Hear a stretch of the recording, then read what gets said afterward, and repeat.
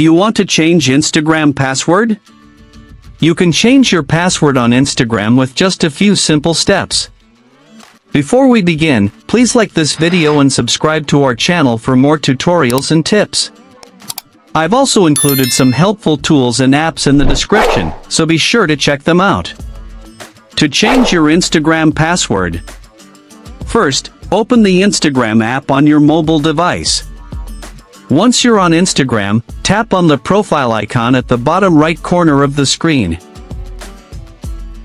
Now, at the top right corner of your profile, tap on the three-line menu.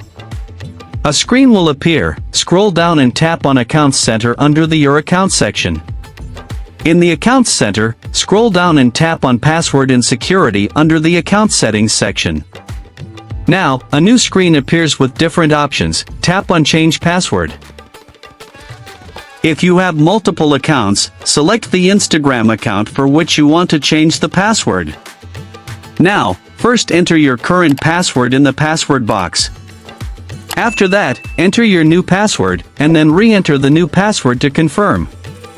If you want to log out of your account from all other devices, select this checkbox button. Lastly, tap on the Change Password button to save the changes.